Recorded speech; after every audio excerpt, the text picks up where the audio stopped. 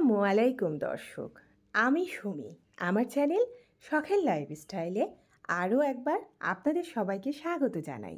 কাছে কিংবা দূরে, দেশ কিংবা দেশের বাইরে, যে যেখান থেকে আমার ভিডিওটি দেখছেন, আশা রাখছি আল্লাহর অশেষ রহমতে ভালো আছেন, সুস্থ আছেন। আলহামদুলিল্লাহ, আমরাও ভালো আছি। তো দর্শক, আজকে অনেক কাজকর্ম করে রান্নাঘরের এই যে মশলাগুলো দেখতে পাচ্ছেন, এগুলো একটু গুছিয়ে নিচ্ছি। কারণ বৃষ্টির দিনে এই মশলাগুলো কিন্তু কেমন যেন একটু সাদা সাদা ছাতা ছাতা পড়ে যায়। তাই এগুলো একটু অন্য অন্য জায়গায় অল্প অল্প ছিল। তো সব কিছু এই যে আমার স্টিলের যে কৌটাগুলো আছে সেগুলোর মধ্যে গুছিয়ে নিচ্ছি। আর এই কৌটাগুলো ধুয়ে শুকিয়ে রেখেছিলাম। অর্ধেক মশলা ছিল আর বাদবাকি অর্ধেক মশলা এর মধ্যে দিয়ে পূর্ণ করে নিচ্ছি। তাহলে রান্নার সময় সহজও হবে আর আমার মশলাগুলো খুবই ভালো থাকবে। এই জন্য এই কাজটা আর কি করে নেওয়া। তো দর্শক, ভিডিওর শুরুতেই আমার প্রিয় আপু ভাইয়া ও সম্মানিত দর্শক যারা আমার ভিডিওটি দেখছেন, আপনাদের সবার কাছে আমার সেই পুরনো একটি আবদার, প্লিজ একটি লাইক দিয়ে দিবেন আর ভিডিওটি শুরু থেকে শেষ পর্যন্ত দেখে নেবেন। তো এই যে এই কৌটাগুলো না দুই একটা আছে ঢাকনা লাগানো খুবই কষ্টকর হয়ে যায়। ওই যে একটা কৌটা কিন্তু আমি লাগাতে পারিনি, ওটার ঢাকনা আবার মিলাতে হবে, তারপর লাগাতে হবে। তো ঠিক এইভাবেই একটু একটু করে গুছিয়ে নেব। তার সঙ্গে আমার রান্নাঘরের যে ক্যাবিনেটের ড্রয়ারগুলো আছে সেটাও আমি একটু গোছাবো। আসলে আপনারা তো জানেন আমার রান্নাঘরটা অনেক বড়, আর সব কিছু কিন্তু একবারে আমি গোছাতে পারি না। তাই আমি প্রতিদিন একটু একটু করে গুছিয়ে নিই। কারণ রান্নাঘরের কাজের পাশাপাশি সংসারের অন্যান্য কাজ, রান্না বান্না সব কিছুই তো আমাকে একা হাতে সামলাতে হয়। তাই আমি একটু এইভাবেই সময় নিয়ে করে থাকি। তো এখন এই ম্যাটটা উঠিয়ে পরিষ্কার করে এই যে এই ঝুড়িগুলো, এগুলোতে যদি মশলার কৌটাগুলো এভাবে রাখা যায়, হাতের কাছে থাকে এবং গোছানো থাকে। তা আমি এইগুলা একটু পরিষ্কার করে নিয়ে পানি ঝরিয়ে তারপর কৌটাগুলো মুছে পরিষ্কার করে এইভাবে উঠিয়ে। আর এখানে যে কৌটাগুলো দেখছেন, এগুলো কিন্তু একটাও আমি টাকা দিয়ে কিনি নাই। এগুলো আমার হয় ওই যে কফি ছোট বয়ম, বড় বয়ম, আবার ফ্রি পাওয়া কিছু প্লাস্টিকের বয়ম, এই জাতীয় জিনিস বা ট্যাঙের বয়ম, এগুলো কিন্তু আমি ফেলি না। এই জারগুলো আমি ওয়াশ করে রেখে দিই আর এগুলোই ব্যবহার করে আমার মশলাগুলো রাখি। কারণ এগুলো কিন্তু রিসাইকেল করে ব্যবহার করা যায়। তাই আমিও ঠিক সেইভাবেই করি। শুধু শুধু টাকা কেন অপচয় করব বলুন? সংসারটা আমার, সেখানে টাকা বাঁচানোর দায়িত্বও কিন্তু আমার। আমরা নারীরা কিন্তু খুব ভালোভাবে জানি কিভাবে কৃপণতা করে সংসার চালানো যায়। আসলে ঠিক কৃপণতা না, এটাকে বলে হিসাব। হিসাব করে চলা। একটু হিসাব করে চলে যদি মাসে কিছু টাকা জমানো যায়, দোষের তো কিছু নেই। এই যে দেখুন আমার ক্যাবিনেটের ড্রয়ারটা কিন্তু গোছানো হয়ে গিয়েছে আর দেখতে অনেক সুন্দর লাগছে। এখন নিচের ড্রয়ারটা এখানে ভারী ভারী জিনিসগুলো রাখি, যেমন আটা, ডাউল, তারপরে আপনার মনে করেন পোলার চাউল, শুকনো মরিচ, সব ধরনের ডাউলই এই জায়গায় আছে। মসুর ডাউল, মুগ ডাউল, মটর ডাউল, ছোলার ডাউল, সব কিছুই আমি এই জায়গায় গুছিয়ে রাখি। আর হাতের কাছে হওয়াতে সুবিধা হয়, আমি পট করে এখান থেকে নিয়ে কাজ করতে পারি। আপনারাও চাইলে এরকম ড্রয়ারের মধ্যেই অনেক কিছু গুছিয়ে রাখতে পারেন, বা যার যেটা আছে সেখানেই গুছিয়ে রাখলেন। তা এখন অনেকগুলো কাজ করেছি, একটু টায়ার্ড লাগছে, তা আমার সেই প্রিয় কফি, এখন একটু কফি করে নিচ্ছি। আর কফিটা খেয়ে চাঙ্গা হয়ে আবার কাজে লেগে পড়ব। কারণ সংসারের কাজ আমি যত দ্রুত শেষ করতে পারবো ততই আমার শান্তি। আর যতক্ষণ কাজ শেষ না হবে ততক্ষণ মনে হয় অস্থিরতায় কাটে। তা এখন কফি তৈরি করছি। আর আজকে কিন্তু পর্দা, চাদর এগুলো ওয়াশ করে দিয়েছি, সেগুলো আবার ছাদে মেলতে যাব। তো কাজ কিন্তু অনেক আছে আর পাশাপাশি রান্না আছে। তা এখন কফিটা তৈরি করছি আর এই কফির সাথে খাওয়ার জন্য টোস্ট বিস্কিটটা বের করে নিব। গতকাল আপনাদের ভাইয়া 2 প্যাকেট টোস্ট বিস্কিট এনেছে, তো সেটা আর বের করা হয়নি। তো এখন আমি 1 প্যাকেট টোস্ট বিস্কিট বের করে নিচ্ছি। আর টোস্ট দিয়ে কফি, চা খেতে ভীষণ মজা লাগে, খারাপ লাগে না কিন্তু। তা আমি এটা দিয়েই খাই। তো এখন সেটা রেডি করছি। তো ভিডিওর এ পর্যায়ে আমার প্রিয় আপু ভাইয়া যারা আমার ভিডিওটি দেখছেন, যদি আপনাদের কাছে আমার ভিডিওগুলো ভালো লাগে তাহলে প্লিজ আমার চ্যানেলটিকে সাবস্ক্রাইব করে নেবেন।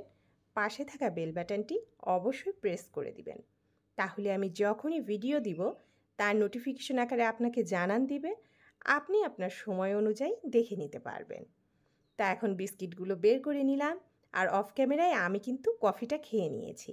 আর আজকে রান্নার জন্য মশলা বের করেছি, আর এই যে পেঁয়াজ কেটেছি, রসুন কেটেছি, কাঁচামরিচ কেটেছি আর কাঁঠালের বিচি। যেহেতু খিচুড়ি রান্না করব সেই জন্য। আর আমি কিন্তু বেশ পরিমাণের কাঁচামরিচ পেঁয়াজ কুটে রাখি, কারণ যখন রান্না করার দরকার হয় আমি এইভাবে বের করে তাড়াহুড়ো করে রান্না করতে পারি। এতে আমার সময় বাঁচে এবং আমার কষ্টও কম হয়। তো এই যে দেখতে পাচ্ছেন ডিম দিয়েছি সিদ্ধ। আমি ডিম ভুনা করব আজকে, বেগুন চপ করব আর খিচুড়ি রান্না করব।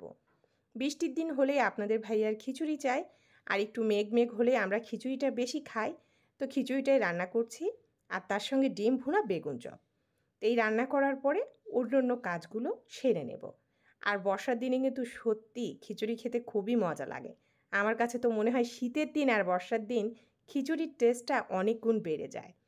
তো এক চুলায় বসিয়ে দিয়েছি ডিম, আর পাশের চুলায় বেগুন চপগুলো ভেজে নিচ্ছি। আর এই দুটো হওয়ার পরে আমি খিচুড়িটাও চড়িয়ে দিব। আর খিচুড়িটা কিন্তু গরম গরম খেতে ভীষণ ভালো লাগে, তাই আর কি গরম গরম রান্না করা। তো খিচুড়ি বসিয়ে দিচ্ছি। তো আমার আপু ভাইয়ারা, আপনারাও চাইলে কিন্তু এই বৃষ্টির দিনে খিচুড়ি উপভোগ করতে পারেন। আমি জানি আমার অনেক আপুর বাসায় এই দিনে অনেক খিচুড়ি রান্না হয়, কারণ খিচুড়ির টেস্টটা আসলেই অনেক সুন্দর এবং মজার হয় খেতে। তা আমি খিচুড়িটা চড়িয়ে দিই। তা এখন আরেকটু কথা বলি। অনেক সময় ভিডিওতে অনেক নয়েজ হয়, যেহেতু রাস্তার ধারে বাসা। অনেক চেষ্টা করি যাতে শব্দ না আসে, তবুও শব্দ আসে। প্লিজ এই শব্দগুলোকে ইগনোর করবেন, আর আমার ভিডিওটি ভালোবাসা দিয়ে শুরু থেকে শেষ পর্যন্ত দেখে নেবেন। তো এখানে মশলা কষিয়ে নিয়ে এই যে ডাউল দেখছেন, এটা হচ্ছে মটরের ডাউল। এটা আমি ধুয়ে গরম পানি দিয়ে ভিজিয়ে রেখেছিলাম, কারণ এটা সিদ্ধ হতে কিন্তু অনেকটা সময় লাগে, তাই একটু ভিজিয়ে রাখলে খুব ভালো হয়। আর এই জায়গায় দিয়ে দিলাম আলু কিউব করে কাটা, আর দিয়েছি কাঁঠালের বিচি, কারণ কাঁঠালের বিচি দিয়ে খেতে ভীষণ মজা। আপনাদের ভাইয়া 2টা কাঁঠাল নিয়ে এসেছিল, তো একটা খাওয়া শেষ, সেইটার বিচি দিয়ে রান্না করছি। কাঁঠাল তো আমি খাই না, ও কাঁঠাল খায় আর আমি বিচি খাই। আর আজকে আরও একটার অর্ধেকটা আছে, তো সেটা আজকে আমি ভেঙে ফেলবো। ভেঙে যতটুকু খাওয়া যায় খাবে, আর বাকিগুলো ফেলে দিয়ে আমি বিচিগুলো নিয়ে নিব।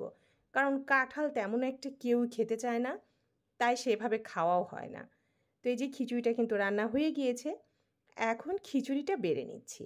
আর আজকে খিচুড়ির সাথে তো বলেইছি ডিম ভুনা, বেগুন চপ, যে ওটা দিয়ে খিচুড়ি খেতে খুব মজা হয়েছে, আর তার সঙ্গে ছিল ঘি। তা আপনাদের ভাইয়া আর আমার জন্য খিচুড়িটা বেড়ে নিচ্ছি, আর বেড়ে নেওয়ার পরে চলে যাব ডাইনিং টেবিলে খাওয়ার জন্য। তো আমি কিন্তু খাওয়ার পর ভয়েস ওভার করছি, এই জন্য বলতে পারছি যে অ্যাকচুয়ালি আমার খিচুড়ির স্বাদ কিন্তু ভীষণ মজার এসেছিল, অনেক সুন্দর। তা এখন খাবারগুলো রেডি করে নিয়ে ডাইনিং টেবিলে চলে যাব।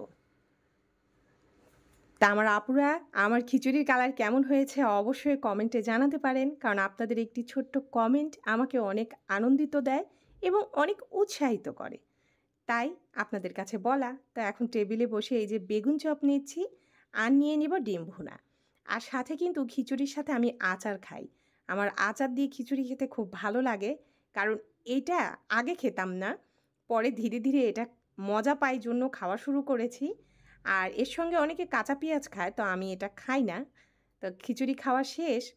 বলেছিলাম কাঁঠাল, যে কাঁঠালটা কিন্তু ভেঙেছিলাম, আর কাঁঠালটা দেখতেই পাচ্ছেন, যেহেতু খাওয়ার লোক নেই, কাঁঠালটা গতকালকে ভাঙার পরে দেখুন আজকেই কেমন পাকা শুরু হয়ে গেছে, কারণ গরমের দিন এগুলো কিন্তু রাখা সম্ভব না।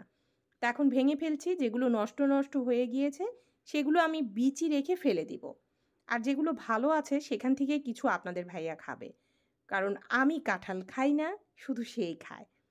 তো অনেক সময় দেখি অনেক আপুরা কাঁঠাল দিয়ে অনেক আইটেম তৈরি করে। গতকালকে এক আপুর ভিডিওতে দেখলাম কি সুন্দর কাঁঠালের রস দিয়ে আপুটা তেলের পিঠা বানিয়েছে, অনেক সুন্দর হয়েছে। আপুর ভিডিও দেখে তো আমি বলেছি যে আপু অনেক সুন্দর হয়েছে পিঠাগুলো। তা আসলে আমি তো কাঁঠাল খাই না, এই জন্য এই পিঠাটা আমি তৈরি করতে পারি না। তো যাই হোক, এখন সব কাজ শেষ করে বিকালে ছাদে গেলাম। এটা 4টার দিকে, দেখুন কি সুন্দর রোদ আছে, আর আকাশের অবস্থা অনেক সুন্দর। তো আমার কাপড়গুলো এখন আমি উঠিয়ে নেব। তো দর্শক, যারা এতক্ষণ ধৈর্য ধরে কষ্ট করে আমার ভিডিওটি দেখেছেন, আপনাদের সবাইকে জানাই অসংখ্য ধন্যবাদ। আপনারা সবাই ভালো থাকবেন, সুস্থ থাকবেন, আমাদের জন্য দোয়া করবেন, আমিও আপনাদের জন্য দোয়া করব। তো তো আমি সুমি এখন আপনাদের থেকে বিদায় নিয়ে নিচ্ছি। আল্লাহ হাফেজ। আসসালামু আলাইকুম।